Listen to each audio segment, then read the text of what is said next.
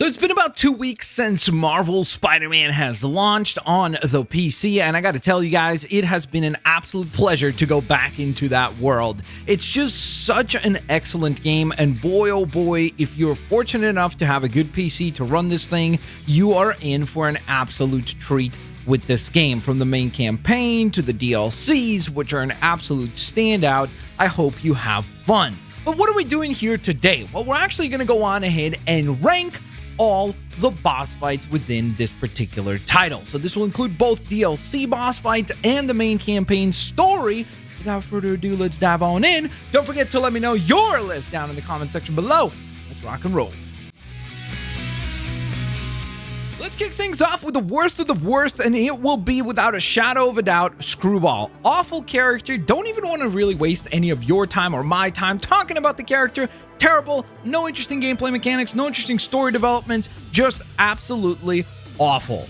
The next one up might surprise some of you guys because it is actually Kingpin. And it's not necessarily because he's a terrible boss fight. He's just not really all that interesting. There's not much that goes on. We don't really get a whole lot of character development from Kingpin. Hopefully that'll be something that we see in Marvel's Spider-Man 2.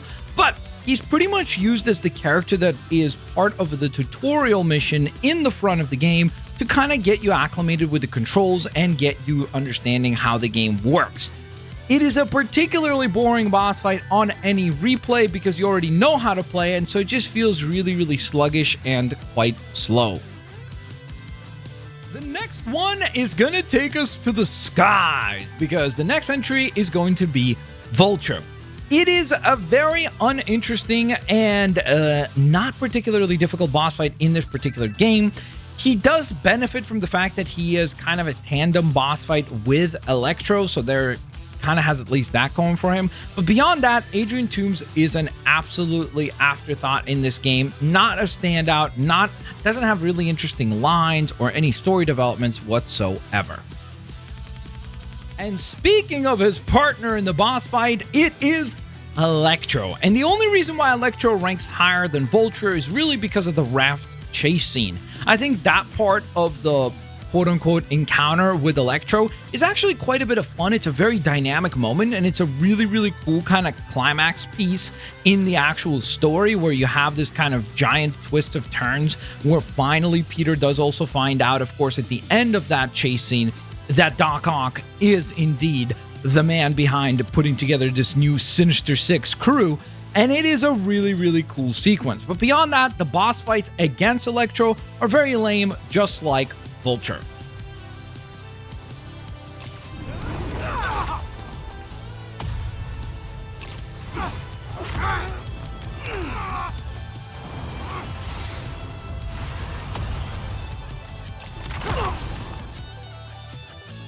The next one up is actually a really fun encounter, and that is Rhino. Now keep in mind, a lot of the boss fights in this game, similarly to the Marvel Cinematic Universe, happen in phases, and I really do take all the different phases into consideration, like I just mentioned for Electro.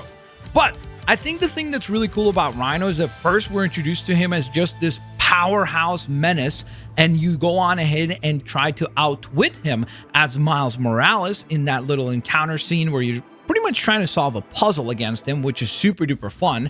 And then you have the much more classic, epic boss fight that you go on ahead and rumble against him and Scorpion in that construction site, or I guess it's a dock. And it is just so cool. Just a really fun boss fight. Very difficult compared to Vulture and Electro, making it an absolutely great standout on the list.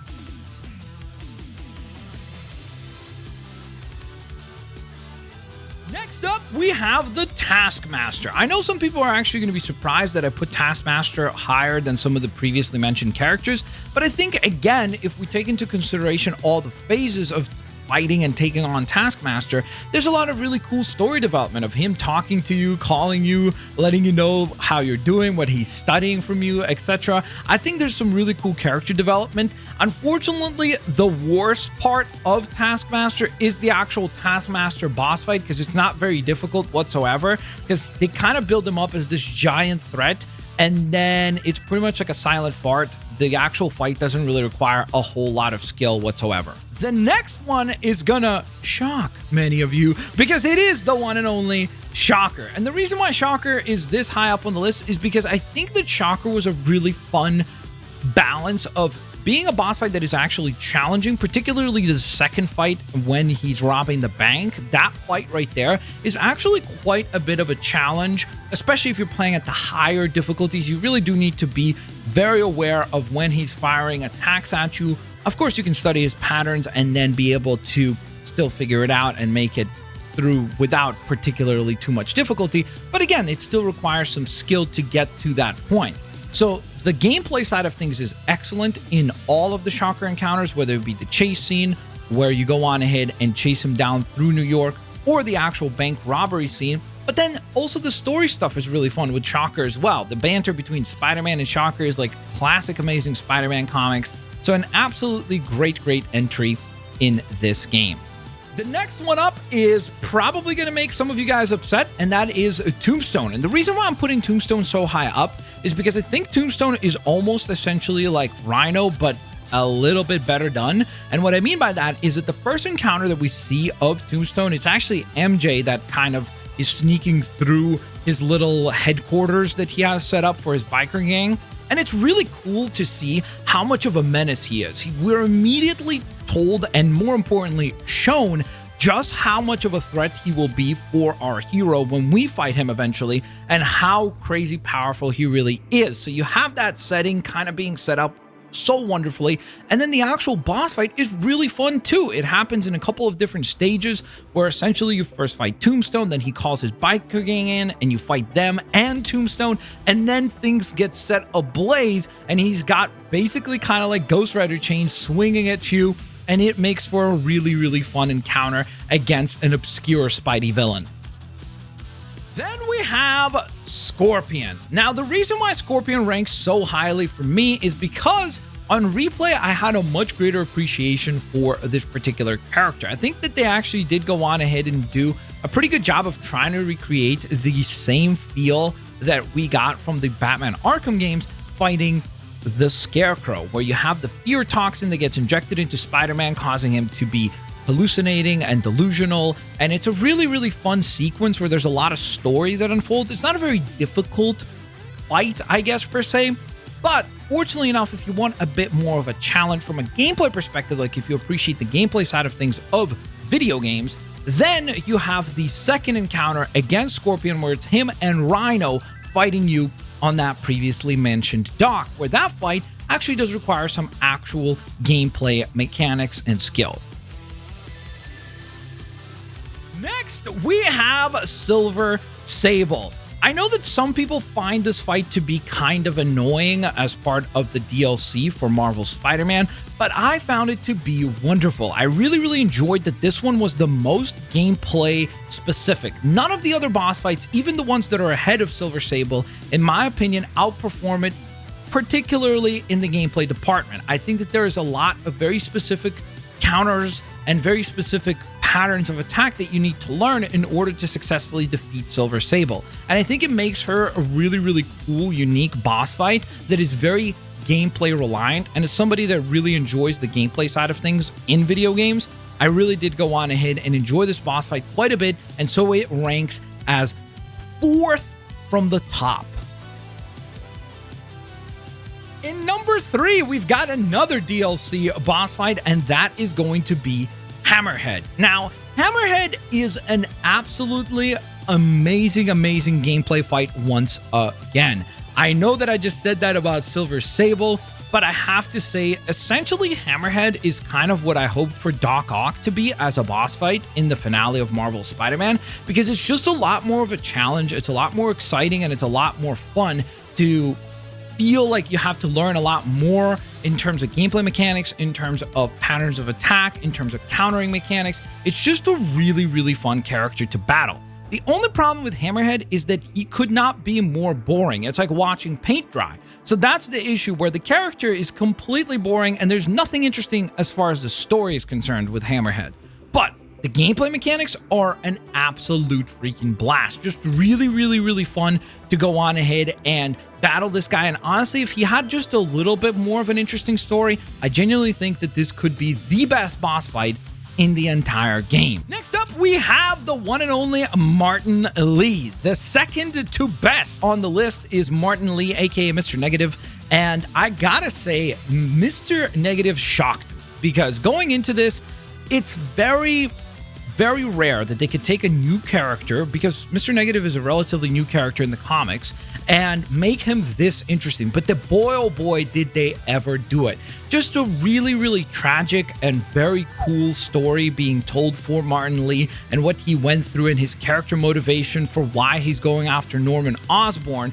I thought that all the character development for this was wonderful, and I thought that they did such a great job of ratcheting up the encounters with Martin Lee. Slowly but surely, as the game unfolds, you kind of get an understanding of just how much power he has, to where then the final phase where he goes full on demon mode, it's so epic, and it really feels like this over-the-top grandiose comic book movie, and it's just really, really, really fun. Not a very challenging boss fight, which is something that I feel like you could say for pretty much every boss fight in the main story. I think the DLCs did a much better job of being challenging, and hopefully that is kind of an indicator of what's to come when Marvel's Spider-Man 2 drops. I'm at least hopeful that they will kind of lean more into making the boss fights a bit more intricate and a bit more gameplay focused. But Martin Lee, an absolutely wonderful, wonderful character, an absolutely incredible, incredible sequence of fights from the 3 different phases where you take him on. Wonderful, wonderful, wonderful component of this game. And we saved the best for last, because of course, number 1 on this list is going to be Dr. Otto Octavius, aka Doc Ock.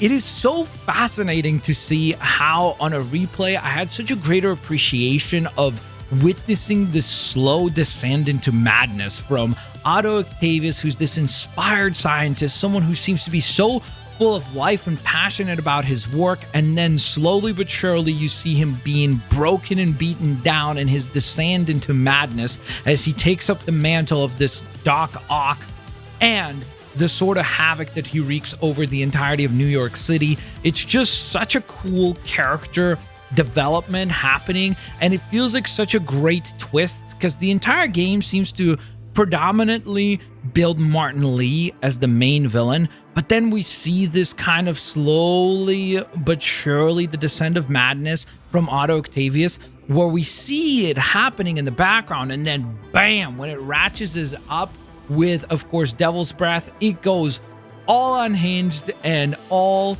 hell breaks loose. It is an absolutely, absolutely wonderful execution of the character side of things for this character. They set him up as a great menace, and then you do have an epic boss fight that mixes great gameplay mechanics with some wonderful story elements as well, with an absolutely heartbreaking conclusion as we see the protege give up on his mentor and realize that that relationship has now been severed.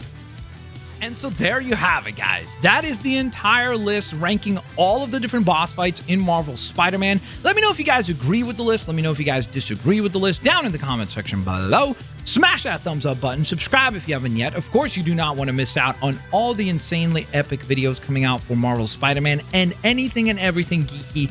So if you do not want to miss out, make sure that you also ring the bell to get those notifications. Thanks all for watching, guys. I'll, of course, hopefully catch you guys here on the next one. Have an absolutely fantastic day. Peace out. See you later, alligators. Bye-bye, guys. It's pretty cool that I'm alive and have better days. I could walk, see, hear, I should celebrate. Think I could change my mind, maybe elevate. Living life, every day, late at night, not okay. All I want, and I pray, all I need are some better days. Yeah, all I need are some better days. Cause all I want is the better days. I'm kinda stuck between a rock.